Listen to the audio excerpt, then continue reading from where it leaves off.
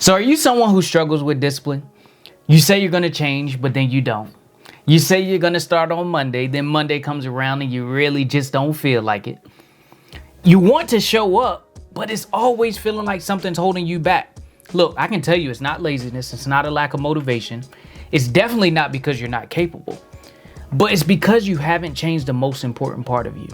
So in this video, I'm going to show you exactly how to change that part of you so that discipline isn't just easier, it becomes inevitable.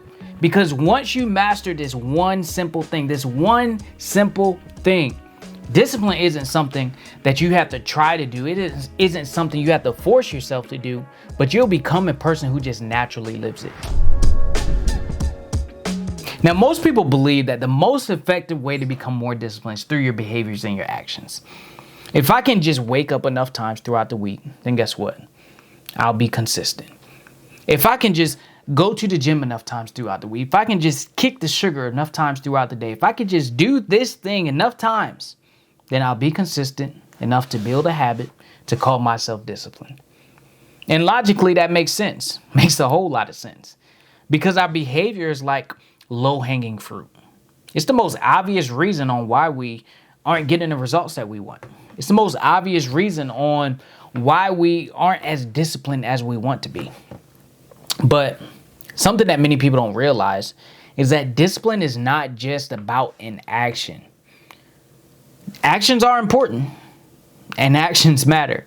But what's more important is what's underneath those actions. What's more important is what's driving those actions, and that is identity. Because we will always act equal to our identity every single time. Look, you can force yourself to do things for a while. You can force yourself to go to the gym. You can force yourself to eat clean. You can force yourself to read more books. You can force yourself to be more productive. You can force yourself to do whatever you want to do for a while. And you might get some decent results. But guess what? If those actions that you're doing, if that don't match your identity, you're always going to fall back to your identity every single time. Because our identity will always prove itself right. And we will always act equal to it. For instance, in my book, Winning Within, I talk about identity a lot. And specifically, I compare identity to a fire sprinkler. Now, if you've ever noticed one of those fire sprinklers that you might see like in a house like this, an apartment building, in an office building, a warehouse, if you ever notice those fire sprinklers, you'll see a small glass bead that's filled with the color liquid. Now that color is important because that color indicates how much pressure that specific room, how much pressure it can handle. So how it works is once a fire breaks out, pressure in the room starts to rise. It creates pressure. The fire creates pressure. And as pressure starts to rise, meaning the fire is getting bigger, that fire sprinkler is starting to expand. It's not activated yet. It's just that liquid is starting to expand. And once that liquid reaches its max capacity of pressure, that glass breaks, it activates the fire sprinkler, which then shoots out the water and puts out the fire. Our identity works the same exact way. As long as life is cool, we're cool. We can force ourselves to do this. We can force ourselves to do that. We can force ourselves to do whatever we want to do for a while. And we probably can get some decent results while doing it. But a fire sprinkler, you don't have to worry about waking up in the middle of the night and figuring out how to stop it, right? Because it activated by itself. You don't have to worry about leaving the house and coming home to a flood of water because the fire sprinkler activated on its own. You don't have to worry about that because there's no pressure. Same thing in life. When we don't have any pressure, everything is good. Everything is cool. But as soon as pressure starts to rise in our life through external circumstances, through work stuff, through family stuff, through keeping up with politics, through keeping up with all the changes happening with AI, whatever things may be causing pressure in your life, right? As soon as that pressure starts to rise, our identity gauge starts to expand. And once it reaches its max capacity, then we explode in old patterns, old habits, old mindsets, old beliefs, old ideas, old environments. And we start heading back to that person that we swore we never go back to. We start heading back to that person that we are working so hard to get away from every single time. Our identity will always prove itself right. every single time. So the shift is not in just doing disciplined actions. The shift is in seeing yourself as a disciplined person. Because again, we will always act equal to our identity. We can never outperform our identity. Doesn't matter how rich you are, how tall you are. Doesn't matter what color you are. Doesn't matter who your mom is, your dad is, your uncles, your cousins. It doesn't matter how motivated you are, how hyped you are. It doesn't matter what you want, how big your dreams are. It does not matter. Your identity will always pull you to what is most familiar. Pull you back to what is most familiar, I should say. Right? It doesn't pull you to what is most empowering. It doesn't take you to the things that you want and the dreams that you want. It doesn't, you say you want to make more money. It doesn't just pull you to more money. You say you want to be healthier. It doesn't pull you to health. Instead, it's pulling you back to everything that you repeat through your thoughts and through your actions. Because what we do and say in repetition eventually becomes our life's condition every single time. And look, if you don't know what identity is just the thoughts you believe to be true or untrue about yourself. Now, when I say a belief, I'm not just talking about a conscious thought. I'm not just talking about something you think every now and then, but a belief is something you do without question. When you get in your car, when you push that brake, you don't think about pushing the brake, wondering if that brake is gonna slow you down or not. You push it because you believe that brake is gonna slow you down. When you push the gas, you don't think about if the gas is gonna accelerate or not. When you push the gas, you push it because you believe the gas is going to accelerate. That's what a belief is. And we have those beliefs about ourselves. Right? So identity is the thoughts you believe to be true or untrue about yourself.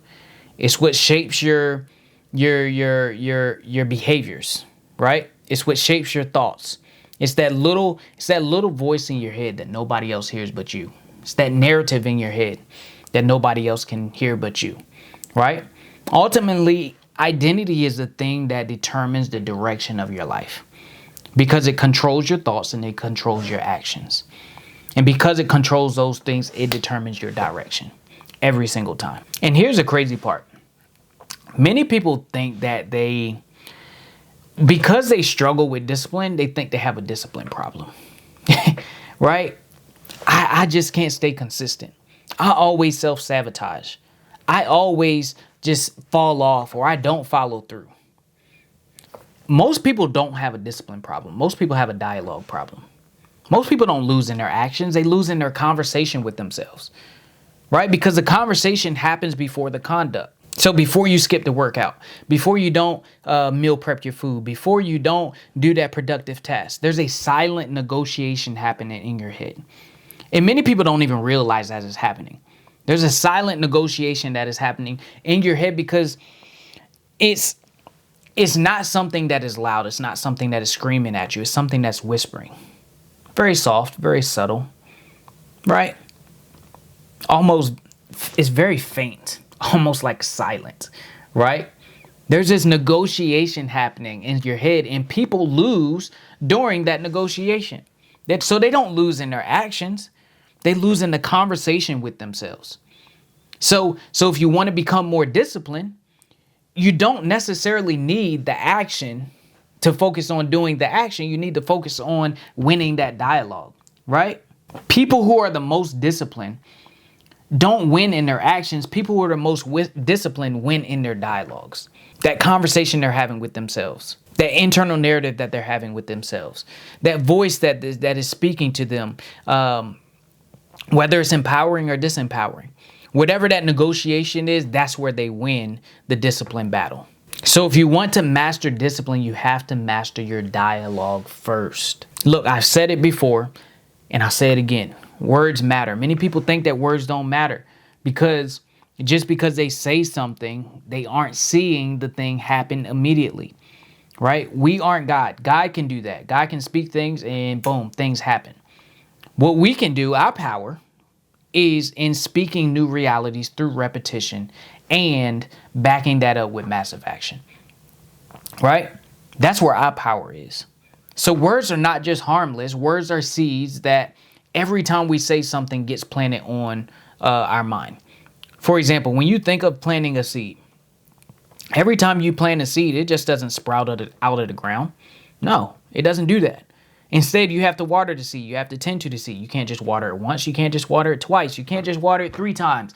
But you have to keep watering it over and over and over and over until you start to see it. Even after you see it, you have to still keep watering it, right? That's the way our words work. It works the same way. When you say something, you're not necessarily going to see something. But you have to keep watering it, meaning you have to keep repeating it over and over and over and over until you see it. Because our power is in speaking new realities into our life. See, many people will speak the things that they see, right? They see lack, so they speak lack. They see poverty, so they speak poverty. They feel anxious, so they speak anxiety. They feel overwhelmed, so they speak defeat every single time. And all you're doing is just reinforcing what you already see. But leaders of the world, disciplined people of the world, they don't speak what they see. Instead, they speak what they want to see. Because they understand what already is. If I speak that, I'm just going to reinforce what already is. But instead, they speak the things that they want to see, and they keep speaking it until they see it. And then even after they see it, they continue to speak it, or they move on to the next thing. So you just don't want to speak what you see. You want to speak the things that you want to see, right? Because, see, many people don't understand it's like a loop that happens. And the loop is when you speak it, you believe it. When you believe it, you become it. When you become it, you live it. When you live it, you feel it. When you feel it, you speak it. And they end up living in that same loop. Right? They see lack, so they speak lack. And because they see lack, they believe the lack. And because they believe the lack, they become the lack. And because they become the lack, they feel the lack, and then they speak the lack again. And then they just end up in that same cycle over and over. So words are not just harmless. Words are seeds. And every time you speak something, you are either speaking your current reality and reinforcing what your current reality is, or you are speaking a new reality into your life. So again, the only way to become more disciplined is by changing your internal dialogue. So now let's talk about how do we begin to shift our internal dialogue? How do we begin to not just try to be disciplined, but become the person who fully embodies it, who lives it, who just naturally becomes it, right? How do we become that person? And the first thing I would say is you want to find yourself a set of principles to live by. See, unfortunately, many people seemingly in today's time don't know what they believe in, right? Many people just find the noisiest person who's going to take them to the most comfortable place, who is going to take them to the most comfortable place in the easiest way possible, right? They don't know what they stand for. If you don't know what you stand for, then you're just going to fall for anything. So you have to develop a set of principles, a set of core values. And these are things that you aren't making up in the moment. These are things that are defined before the moment. These are not things that you live when everything is easy. These are things that you live when things get challenging, when you're facing adversity, when you're facing challenges. And it's not necessarily comfortable and it's not necessarily easy. But principles are something that will give you a foundation in life. It would give you a sense of identity. It would give you a sense of direction. It would give you something to fall on and something to rely on when things are uncertain. But, most people live their life with, instead of principles, they live their life with preferences. I prefer to be healthy, but unhealthy food is just a little bit more convenient for me. I prefer to grow, but staying the same just feels better. I prefer to get stronger, but feeling weak is just too comfortable. It feels easier. See, preferences are all about comfort. Principles are all about conviction. So when you have principles, you have a foundation, you have standards, you have an identity that you can rely on, right? So you want to develop yourself a solid set of principles. Me personally, I get my principles from the Bible because that's what I have found has worked for me. Now, that's not always easy. It's not always comfortable, and it is always challenging, and it is a growth process. But those are the principles that I live by. You have to develop your set of principles that you're going to live by, and you better make sure they work, because when things get challenging, your principles will never fail you, ever, right? And if they are failing you, then you have to get a new set of principles, right? But principles are the guiding factor in your life. Is going to give you a solid foundation. It's going to give you something to hold on to in times of trouble, and it's going to give you an aim and a direction for your life. So that's number one. Number two is you want to make sure that you are reading and writing every single day. See, many people struggle with their internal communication because they have a poor vocabulary. It's that simple, right? Do you know how frustrating it is to feel something emotionally or to think something cognitively and not be able to explain that feeling, not be able to explain your thoughts, not be able to explain your ideas, right? To other people, and most importantly to yourself.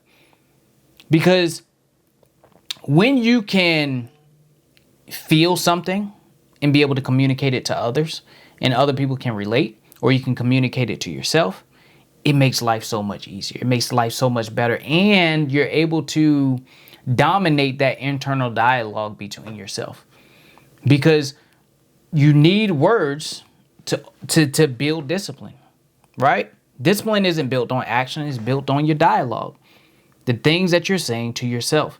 And see, most people are saying things that are disempowering and are not even realizing it. They get caught in this negotiation. By the time the negotiation over, everybody's walking out of the negotiation room. You're trying to figure out what happened. Like, I didn't know we were in a negotiation.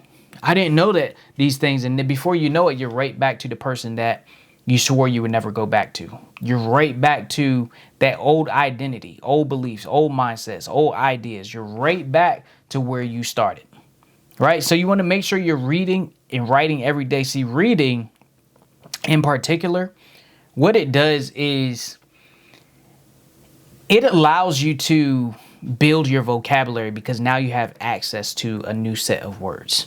Now you have access to a new form of sentences outside of the way you form sentences, right? You may use a word in one way, someone else may use a word in another way. And now that you done stepped outside of yourself, then open yourself to someone else's thoughts and ideas, now you can expand your vocabulary, right? And you can build on that vocabulary. And reading also takes you out of your paradigm, takes you out of your mindset, your beliefs, your ideas, takes you out of your thoughts, and it puts you in the thoughts, beliefs, and ideas of someone else.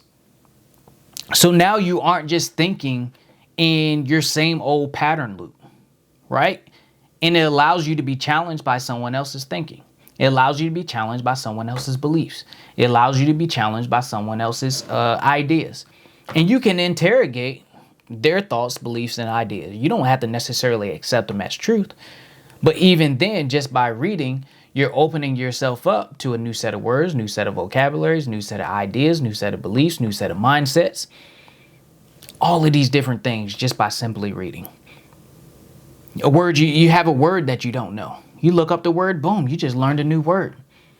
Now you can decide whether you want to actually start using that word in your life, or you can just allow them to have that word and you just don't use it, but at least you became aware of it, right? And the second part is writing. You want to make sure you're writing every day, because what writing does is it organizes your thoughts, and it helps you to organize your emotions as well. See, writing gives your thoughts form. It makes it real. It takes an intangible thing, meaning something that is not physical, and it makes it tangible because now it's on paper. Because now it's outside of your head, and now it's on paper, or it's in the laptop, or it's in the iPad, or it's whatever, right? It's a tangible thing now, something that you can put your hands on, something that you can erase, it's something that you can see, right? So writing gives clarity to your life. And sometimes what it does is it helps to formulate your thoughts, because have you ever thought that the things that you were thinking were right? Or thought that the things that you were thinking were clear, and then you go to write them down and it's like, well, wait a minute, that don't make any sense. Or hold up, wait a minute, what am I trying to say? And then as you go to write it, it's really not coming together the way you thought it would. That's what writing does, right? It gives you clarity in your communication. It gives you clarity in your thoughts. It gives you clarity in your emotions. And it shows you also how well you are with your dialogue, how well you are with your communication. Because some people think that they're really good in their communication. Some people think that they're good with that internal dialogue. But then when it comes to actually writing it out, you'll realize that you don't know as many words as you thought. You'll come to realize that you don't write or speak as well as you thought, right? So you want to make sure you're reading. You want to make sure you're writing every single day. Next is you want to find people who have the results that you want, and you just want to model and copy their beliefs. This is so simple, right? Because as Jim Rohn always says, success leaves clues. So if a person has a result that you don't have, they likely believe something that you don't believe about themselves. They likely are doing something that you're not doing. And all you have to do is identify the things that they believe about themselves. And you usually can quickly find out by just listening to them talk, right? Identify the things that they believe about themselves and model and copy their beliefs. Model and copy their actions. It's that simple. And you might say, well, how do I know which beliefs to take? Look, it's 4 questions you can ask yourself. Is this belief empowering? Does this belief bring joy? Does this belief bring healing? Does it bring peace? If you can answer yes to all of those, then it's a no-brainer that you need to hold these beliefs, right? Because once you start to identify the thoughts and beliefs of someone who has the success that you want, and you start to model the beliefs that they have, and then you back it up with action, that's when you'll eventually have the same results as them, right? This is not a maybe you'll have it. This is almost like a guaranteed you'll have it. You match the beliefs, you match the action, that creates alignment, you'll become that type of person, right? Like, for example, I had a daughter at 17, right? My daughter is 18 now. I had a daughter at 17 years old. And the whole parenting thing did not work out the way that I wanted it to. But at some point in my life, I was a victim of the circumstance, right? Through my thoughts, through my ideas, through my mindsets, through my beliefs, through my actions. And then eventually, I decided to carry on the belief that this situation is one of the best situations that happened for me, because it allowed me to become the person that I was created to become, and allowed me to build the strength to become that person I was created to become, right? That is a belief that I decided to handle that transformed and changed my life. Now, that is the same belief that you can carry with a situation or a challenge that you've been through. That is a same belief that you can adopt with something you might be going through now, right? And if you take that idea, it's like, okay, is it empowering? Yes, it's empowering, because it allowed me to build strength. It allowed me to look forward. It allowed me to become who I was created to become. Does it bring joy?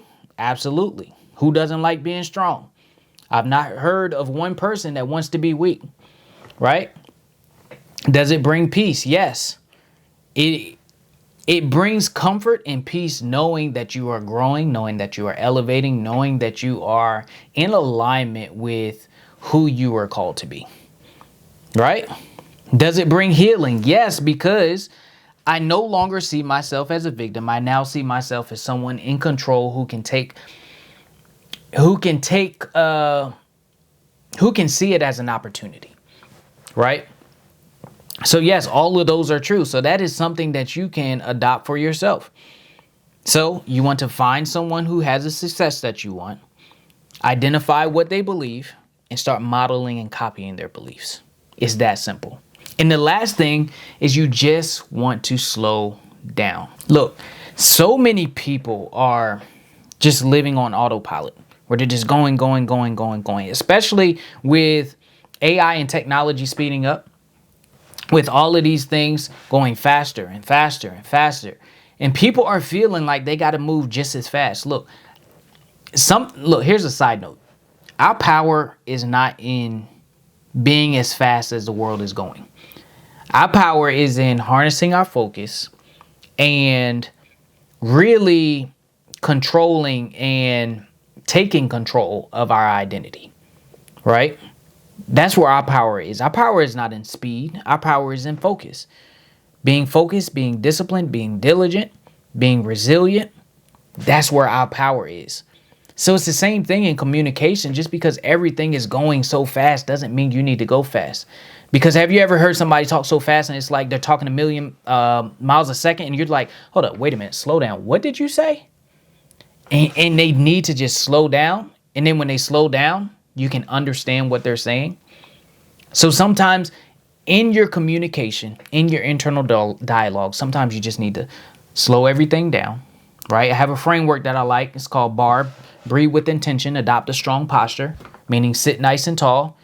Reframe your internal narrative, right? Slow down, use that BARB framework. Really think about the things that you're thinking about. Because when you're thinking about those things that you're thinking about, you now can start to interrogate those things and see, man, I didn't realize that I was living like this. Man, I didn't realize that I believed this about myself. Man, I didn't realize this. I didn't realize that. When you slow down, it gives you time to process. It gives you time to add clarity to your life, right? So again, discipline is not built on just doing things. Discipline is built on dialogue first. Then you match it with your actions. Then you match it with your doing, right? But I hope you enjoyed this video. Don't forget to like, comment, subscribe. Make sure you share this with somebody you feel might be able to get benefit from this video. And I will catch y'all in the next one.